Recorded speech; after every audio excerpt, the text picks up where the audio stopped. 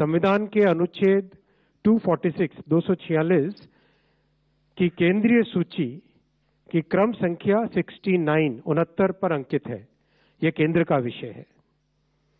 हालांकि कई राज्यों ने सर्वे के माध्यम से जातियों की जनगणना की है। जहां कुछ राज्यों ने यह काम सुचारू रूप से संपन्न किया है, वहीं कुछ अन्य राज्यों ने राजनीतिक दृष्टि से और गैर पारदर्शी ढंग से सर्वे किया है। इस प्रकार के सर्वे से समाज में भ्रांति फैली है। इन सभी स्थितियों को ध्यान में रखते हुए और यह सुनिश्चित करते हुए कि हमारा सामाजिक ताना बाना राजनीति के दबाव में न आए, जातियों की गणना एक सर्वे के स्थान पर मूल जनगणना में ही सम्मिलित होनी चाहिए। इससे यह सुनिश्चित होगा कि समाज आर्थिक और सामाजिक दृष्टि से मजबूत होगा और देश की प्रगति भी निर्बाध चलती रहेगी। आज दिनांक 30/4/2025 के दिन प्रधानमंत्री श्री नरेंद्र मोदी जी के नेतृत्व में राजनीतिक विषयों की कैबिनेट समिति ने यह निर्णय लिया है कि जातियों की गणना को आने वाली जनगणना में सम्मिलित किया जाए। यह इस बात को दर्शाता है कि वर्तमान सरकार देश और समाज के सर्वांगीण हितों और मूल्यों के लिए प्रतिबद्ध है। जैसे कि पहले भी जब समाज के गरीब वर्गों को 10% आरक्षण का प्रावधान किया गया, तब भी समाज के किसी घटक में तनाव उत्पन्न नहीं हुआ था। Friends, I will read this statement in English. Congress governments have always opposed caste census. Caste was not included in all the census operations conducted since independence. In 2010, then Prime Minister late Dr. Manmohan Singh ji had assured the Lok Sabha that the matter of caste census should be considered in the cabinet. A group of ministers was formed to consider this subject. Most of the political parties had recommended caste census.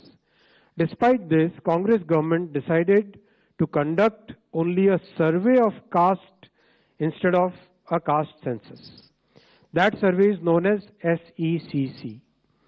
It is well understood that Congress and its Indie Alliance partners have used caste census only as a political tool. As per Article 246 of the Constitution of India, the subject census is listed at 69 in the Union list in 7th schedule. According to Constitution of India, census is a union subject. Some states have conducted surveys. I am repeating the word surveys to enumerate castes. Some states have done this well, while some others have conducted such surveys purely from a political angle in a non-transparent way. Such surveys have created doubts in the society. Considering all these facts and to ensure that a social fabric is not disturbed by politics, caste enumeration should be transparently included. I am emphasizing the word transparently included in the census instead of. और इस वक्त की बड़ी खबर आपको बता दें, केंद्र सरकार जातीय जनगणना कराएगी। ये बड़ी खबर, क्योंकि विपक्ष ने जातीय जनगणना को एक बड़ा मुद्दा बनाया हुआ था, सबकी निगाहें टिकी हुई थी और आज ये कैबिनेट में फैसला ले लिया गया है कि केंद्र सरकार जातीय जनगणना कराएगी, कास्ट सर्वे होगा। विपक्ष को लेकर भी निशाना साधा अश्विनी वैष्णव, कैबिनेट मिनिस्टर, जो ब्रीफिंग दे रहे थे इस पूरे मामले में। एक बड़ी खबर, हालांकि इंतजार था कि पहलगाम आतंकी हमले को लेकर सरकार से क्या एक्शन लेगी, लेकिन अभी जो बड़ी खबर आ रही है वो है कि केंद्र सरकार जातीय जनगणना कराएगी। सीधा रुख करते हैं मेरे वरिष्ठ सहयोगी सुकेश रंजन हमारे साथ बने हुए। सुकेश, इस वक्त देश की सियासत में सबसे बड़ा मुद्दा था जातीय जनगणना। लगातार विपक्ष सवाल उठा रहा था कि मोदी सरकार जातीय जनगणना कराने से क्यों डर रही है। अब सरकार ने फैसला ले लिया है कि जनगणना होगी और कास्ट सर्वे होगा। किस तरह से देख रहे हैं इस फैसले को सुकेश? बहुत बड़ा फैसला है। देखिए, इसके पॉलिटिकल रिपोर्कशन होंगे, क्योंकि सिर्फ विपक्ष नहीं, सत्ता पक्ष का भी एक बड़ा वर्ग ये चाहता था, जो उनका सहयोगी है, चाहे वो जेडीयू हो, चाहे बाकी पार्टियां हो, वो जातिगत जनगणना के पक्ष में थे और इसलिए एक दबाव सरकार के अंदर था और सरकार के अंदर ये दबाव राजनीतिक वजहों से भी था। इसलिए आपको मालूम है कि पहले सरकार ने ये कहा था कि वो जनगणना कराएगी, उसमें जातियां शामिल होंगी, लेकिन उसके बाद सरकार पीछे हट गई और उसने जो सुप्रीम कोर्ट में एफिडेविट दिया था उसमें क्लैरिटी नहीं थी। उसने एक तरीके से विरोध किया था उस जातिगत जनगणना का, लेकिन जिस तरीके से द प्रेशर वाज माउंटिंग, जिस तरीके से सरकार पे दबाव बढ़ रहा था और सरकार ऐसा दिख रहा था कि विपक्ष के दबाव में सरकार आ रही है, ऐसा लग रहा था कि सरकार विलिंग नहीं है, ऐसा लग रहा था कि जो नैरेटिव विपक्ष चला रहा है कि संघ नहीं चाहता कि जातिगत जनगणना हो, बीजेपी अगड़ों की पार्टी है, बीजेपी नहीं चाहती, उस धार को कुंद करने की ये कोशिश है कि जातिगत जनगणना बीजेपी कराएगी। बीजेपी ने हाल के दिनों में अपना जो स्वरूप बदला है,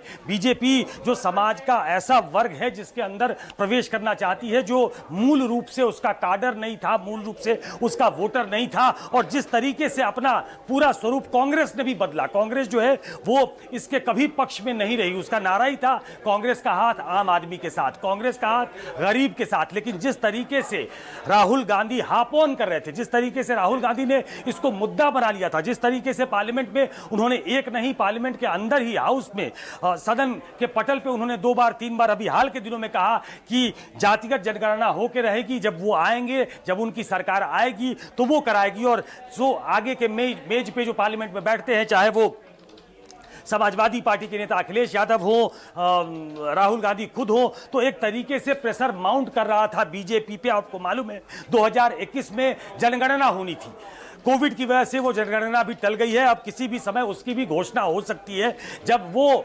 गणना होगी, जनगणना होगी, उसमें जातियों की गणना भी होगी, जो आज बताया है इंफॉर्मेशन एंड ब्रॉडकास्टिंग मिनिस्टर ने। उसमें एक पॉलिटिकल कलर भी था। उन्होंने कहा कि कुछ राज्यों ने इसकी